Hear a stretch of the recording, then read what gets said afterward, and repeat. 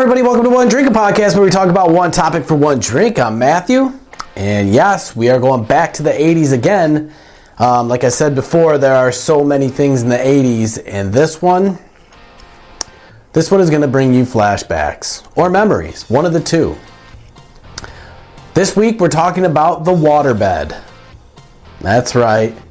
Let that sink in a little bit. And we're talking about the waterbed. So you could ask you may know about the waterbed, been in one. Or if you're young and you don't know what a waterbed is, ask your parents, and I can guarantee you that they have owned or been in a waterbed. Now,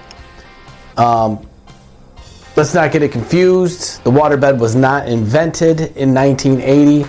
This is just when it became very, very, very popular. And I mean popular. So the first waterbed was invented in 1833. So, it's been around for some time, but it was invented by a Scottish physician, Neil Arnett, to prevent bed sores. The waterbed took off and were placed in hospitals around the world. In 1871, Mark Twain described them in a church home in Elmira, New York, in an article. So, it's cool that Mark Twain got to be in a waterbed. And second of all, I mentioned that because it's kind of local, Elmira, New York. So, I thought I had to throw that in there. And, and so back in the day, they're trying to come up with a name for the waterbed. I mean, I'm glad they kept it simple. But it was briefly called the Pleasure Pit. Now, I'm glad that they got rid of that name because it just sounds weird to me. Pleasure Pit? You're in the... whatever. So I'm glad that they went back to the original waterbed. So yes, 1980s, the waterbed was super popular. Now, everyone I remember my parents got one, and as soon as they got one, my older brothers got one, and then, my neighbors got one. Everyone I knew was getting these waterbeds. It was so crazy. So in the 80s, they were super popular. That's when they started, it was like 83 to 85, somewhere in around there. It was the new fad back then. Instead of the same old mattress, you want to get a mattress. They were like, waterbed? Oh, wow. I'm going to get a waterbed. So yes, everyone did get a waterbed. So from what I remember, what a pain in the ass it was to fill it, because you needed to drag a hose from wherever, outside or inside, and you had to fill it. It took forever. What a pain in the ass it was if there was a leak, because as soon as you get this and also before the leak, you had to build this thing around it to put the waterbed in. It's like building a little mini pool. So you had to build that, and it had the headboard.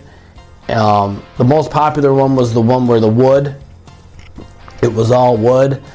Oh my God, this is just bringing back so many memories. And I'm sure that all of you watching this have seen or been in this same waterbed with the wood paneling, and so funny. But yeah, what a pain in the ass it was when there was a leak. And now listen, every waterbed at one point got a leak. If you had kids, we were jumping on it. We had toys. We had sharp objects, these toys stabbing into it. Just the sheer fact of jumping on this. Oh my God. So yeah, the waterbed it was comfortable, I guess, at first. It just felt like I was floating when I would lay on one. I remember when my parents or my brother had one, I would always be like, oh, I want to go lay on the waterbed. I want to lay on the waterbed, just because it was new. But in my mind, if you have an apartment or a house, how many of these waterbeds destroyed houses? Now, yeah, they were all great and dandy when it was working, but when that thing popped or had a leak and it just slowly leaked on the rug, because back then rugs were everywhere, ruined the rug. And then if it exploded completely, it just ruined your whole floor and your whole house. And if you lived in an apartment, I'm sure it would leak down below. Oh man, so these things, it was just a pain in the ass, like I said earlier. There was nothing good about these things. And some people may have found them comfortable, but I'm not sure if they were the most comfortable things in the world. Now they got, memory foam and all that. And I think they still might use waterbeds a little bit, not as big as it was back then. But also in my mind, I'm wondering, how fads come and go? Clothing comes back, mullets come back, everything comes back. I'm wondering if the waterbed will ever make a comeback. What do you think? Would you get one? Because I know I wouldn't. Not after all that I just said about a waterbed. Oh my God. But yeah, they were the greatest thing in the 80s.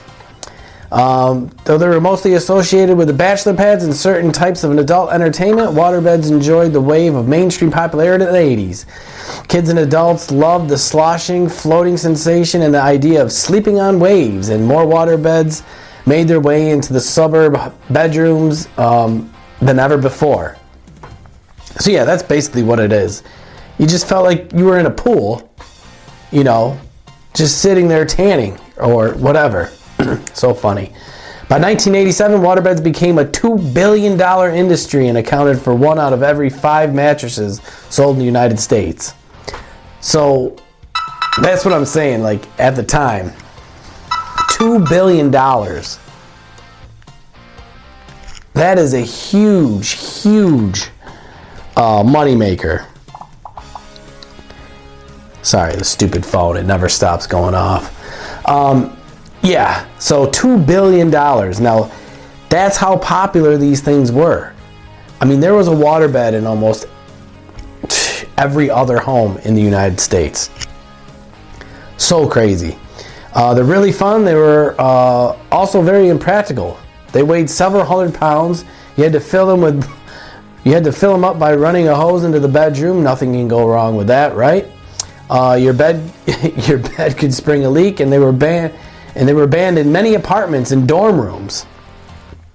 So eventually, these did get banned in apartments and in dorms, which I don't blame them, because especially at a dorm, your college life is college life. Use your imagination, but these things were just getting destroyed. So at one point, waterbeds was a huge thing of the 80s. So yeah, let me know if you have any funny stories about waterbeds, or if you had a waterbed.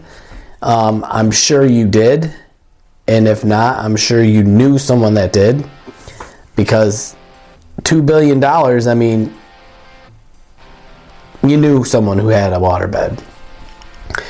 So yes, that is my back to the 80s subject for today, the waterbed.